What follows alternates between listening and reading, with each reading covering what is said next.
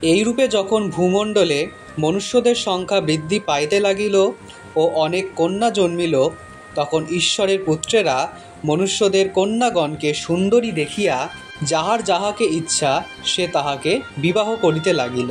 তাহাতে সদাপ্রভু কহিলেন, আমার আত্মা মনুষ্যদের মধ্যে নিত্য অধিষ্ঠান করিবেন না। তাহাদের বিপদ গমনে তাহারা মাংসমাত্র, পরন্তু তাহাদের সময় 120 বৎসর হইবে। তৎকালে পৃথিবীতে মহাবীরগণ ছিল, ও তৎপরেও ঈশ্বরের পুত্রেরা মনুষ্যদের কন্যাদের কাছে গমন করিলে তাহাদের গর্ভে সন্তান জন্মিল। তাহারাই সেকালের প্রসিদ্ধ বীর। আর সদাপ্রভু দেখিলেন পৃথিবীতে মনুষ্যদের দুষ্টতা বড়, এবং তাহার অন্তঃকরণের চিন্তার সমস্ত কল্পনা নিরন্তর কেবল মন্দ। তাই সদাপ্রভু পৃথিবীতে মনুষ্যের নির্মাণ প্রযুক্ত অনুশোচনা করিলেন ও মনোপীড়া পাইলেন। আর সদাপ্রভু কহিলেন, আমি যে মনুষ্যকে সৃষ্টি করিয়াছি তাহাকে ভূমণ্ডল হইতে উচ্ছিন্ন করিব। মনুষ্যের সহিত পশু, সরীসৃপ জীব ও আকাশের পক্ষীগণকেও উচ্ছিন্ন করিব, কেননা তাহাদের নির্মাণ প্রযুক্ত আমার অনুশোচনা হইতেছে। কিন্তু নোহ সদাপ্রভুর দৃষ্টিতে অনুগ্রহ প্রাপ্ত হইলেন। নোহের বংশবৃত্তান্ত এই। নোহ তৎকালীন লোকেদের মধ্যে ধার্মিক এবং সিদ্ধ লোক ছিলেন। নোহ ঈশ্বরের সহিত গমনাগমন করিতেন।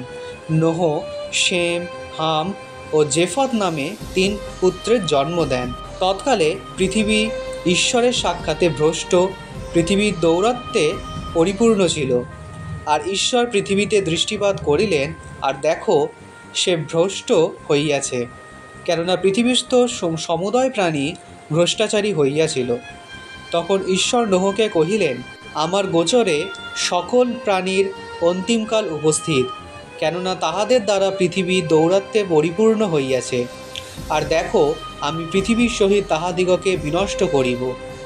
তুমি গোফর কাষ্ঠ দ্বারা এক জাহাজ নির্মাণ করো। সেই জাহাজের মধ্যে কুঠরি নির্মাণ করিবে ও তাহার ভিতরে ও বাহিরে ধূনা দিয়া লেপন করিবে। এই প্রকারে তাহা নির্মাণ করিবে। জাহাজ দীর্ঘে 300 হাত, প্রস্থে 500 হাত ও উচ্চতায় 30 হাত হইবে। আর তাহা ছাদের 1 হাত নিচে বাতায়ন প্রস্তুত করিয়া রাখিবে ও জাহাজের পার্শ্বে দ্বার রাখিবে। তাহার প্রথম, দ্বিতীয় ও তৃতীয় তালা নির্মাণ করিবে। আর দেখো আকাশের নিচে প্রাণবায়ু বিশিষ্ট যত জীবজন্তু আছে সকলকে বিনষ্ট করণার্থে আমি পৃথিবীর উপরে জলপ্লাবন আনিব। পৃথিবীস্থ সকলে প্রাণত্যাগ করিবে, কিন্তু তোমার সহিত আমি আপনার নিয়ম স্থির করিব। তুমি আপন পুত্রগণ, স্ত্রী ও পুত্রবধূদিগকে সঙ্গে লইয়া সেই জাহাজে প্রবেশ করিবে। আর মাংস বিশিষ্ট সমস্ত জীবজন্তুর স্ত্রী পুরুষ জোড়া জোড়া লইয়া তাহাদের প্রাণ রক্ষার্থে আপনার সহিত সেই জাহাজে প্রবেশ করিবে। সর্বজাতীয় পক্ষী ও সর্বজাতীয় পশু ও সর্বজাতীয় ভূচর সরীসৃপ জোড়া জোড়া প্রাণ রক্ষার্থে তোমার নিকটে প্রবেশ করিবে। আর তোমার ও তাহাদের আহারার্থে তুমি সর্বপ্রকার খাদ্য সামগ্রী আনিয়া আপনার নিকটে সঞ্চয় করিবে।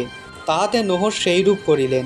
ঈশ্বরের আজ্ঞানুসারেই সকল কর্ম করিলেন। আমেন।